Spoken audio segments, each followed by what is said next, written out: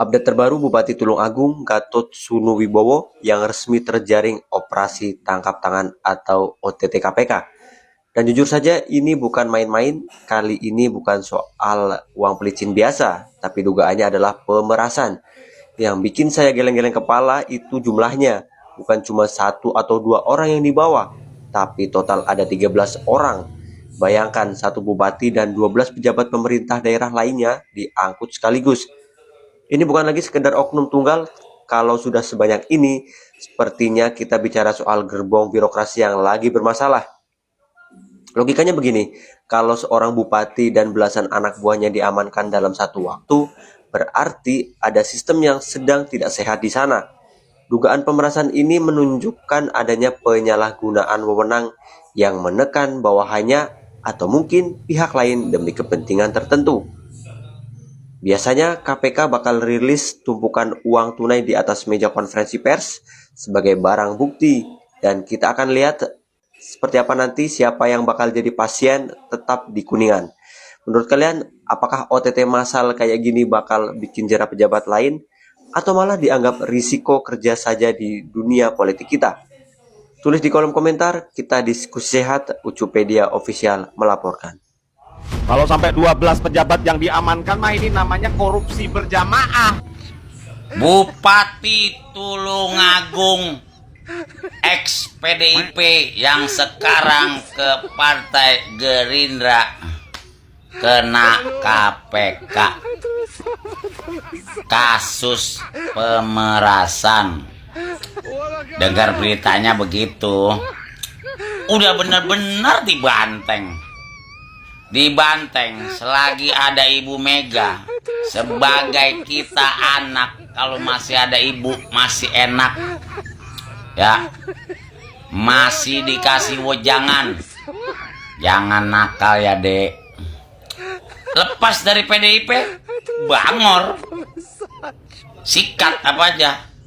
Kalau selagi ada ibu, namanya orang tua terhadap anak-anaknya, pasti dibilangin jangan nakal. Walat. Pokoknya ya enggak, kalau udah selesai dari banteng ada aja dah, ya enggak. Bupati Tulungagung Gatot Sunuwibowo kena OTT KPK. Jujur ini plot twist yang sebenarnya udah kecium baunya dari lama. Gak kaget, tapi tetap aja bikin geleng-geleng. Sebelum jaket orange itu nempel, Tulungagung itu lagi panas bukan karena cuaca, tapi karena disharmoni. Bayangin, bupati sama wakilnya itu dikabarkan lagi pecah kongsi. Dingin sedingin-dinginnya es. Banyak yang bilang di balik pintu Pemkab komunikasinya lagi macet. Kalau di level atas aja udah nggak sinkron, gimana urusan rakyat? Konflik ini bukan cuma soal beda pendapat, tapi soal kue kekuasaan yang mungkin nggak terbagi rata. Ingat nggak gimana Gatot Sunu naik? Jejak politiknya itu penuh drama. Dari proses pemilihan di DPRD yang penuh lobi-lobian maut, sampai isu faksi-faksi di internal partai. Intinya kursi yang diduduki itu emang udah panas dari awal. Dan puncaknya, ya ini OTT KPK. Biasanya kalau nggak soal suap proyek, ya jual beli jabatan. Klasik kan, masalahnya pas pemimpin asik perang dingin sama wakilnya, malah keciduk main api sama anggaran. Sekarang Tulungagung harus lanjut pakai PLT atau pelaksana tugas, dan pertanyaannya, sampai kapan drama kursi panas ini berakhir tanpa harus nunggu rompi orange turun tangan? Gimana menurut pendapat kalian warga Tulungagung? Komen di bawah ya, stay critical, stay informated, kita diskusi sehat. Ucupedia Official melaporkan. Gatot Sunuwibowo adalah Bupati Tulungagung. Bersama dengan sejumlah kepala daerah yang lain, dia terpilih melalui Pilkada serentak 2024 yang lalu. Malam ini, dia menjadi kepala daerah ke-11 yang terjaring OTT KPK. Sungguh memprihatinkan karena dia memimpin daerah yang belanja pegawainya pada tahun 2024 yang lalu tercatat masih sebesar 40%. Patut kita duga bahwa tahun ini, 2026 ini, dengan adanya pemotongan anggaran transfer daerah yang cukup signifikan, belanja pegawai Tulungagung jauh lebih besar dari angka 40% yang tercatat pada 2024 yang lalu. Ini tentunya merupakan pekerjaan rumah besar bagi Tulungagung dan juga sebagian besar daerah di Indonesia dalam rangka dapat memenuhi ketentuan pada Undang-Undang Nomor 1 Tahun 2022 tentang belanja pegawai tersebut. Kita juga mendengar banyak daerah yang sudah berancang-ancang untuk tidak meneruskan perjanjian kerja atau tenaga-tenaga P3K akibat dari tekanan finansial mereka. Kita tahu, kita maklumi bahwa pemerintah pusat pada tahun 2026 ini memotong habis dana alokasi umum yang sebelumnya masih dialokasikan untuk membantu daerah membiayai tenaga-tenaga P3K mereka. Keprihatinan juga patut kita sampaikan karena hampir tidak terdengar sama sekali upaya dari pemerintah pusat untuk melakukan persiapan-persiapan, mitigasi, dan berbagai hal yang dapat membantu pemerintah daerah dapat memenuhi perubahan ketentuan sebagaimana yang diamanatkan oleh Undang-Undang Nomor 1 Tahun 2022 tersebut. Bagaimanapun, para kepala daerah yang baru terpilih melalui pilkada serentak kemarin,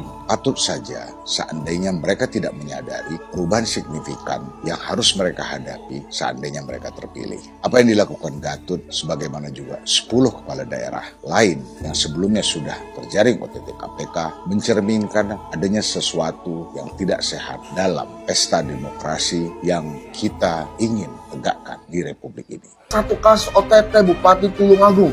Bayangin saja loh, 16 orang di pemerintahan Tulungagung kena OTT. Tulungagung dalam keadaan krisis pemerintahan. Nah, gua akan bongkar lebih jauh lagi siapa sebenarnya Bupati Tulungagung tersebut. Dan ternyata dia memiliki kekayaan yang sangat fantastis, mencapai 20 miliar rupiah. Dan gue udah cari tahu foto hingga video, ternyata dia pernah memakai barang-barang yang sangat fantastis, ini Spito, gesper, dan sepatu. Dan tak hanya itu, istrinya juga pernah menggunakan tas yang sangat bermerek, Gucci, dan harganya sangat fantastis kok.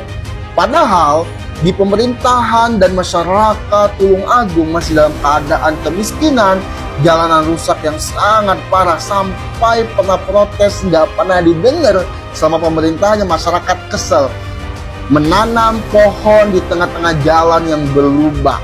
Wow! Dan tak hanya itu, ternyata dia pernah di-endorsement oleh Jokowi. Lagi-lagi orang-orang yang kena endorsement Jokowi kena OTT.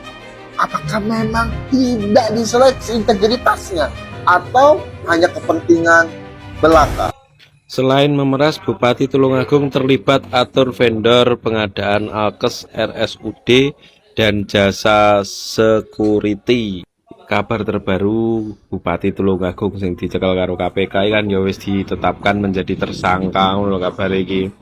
Nah, ternyata iki dugaane salah satunya ya kuwi mergo melakukan pemerasan dan pengadaan apa jenenge vendor-vendor kuwi. Nah, iki lek menurutmu piye? Jajal komen.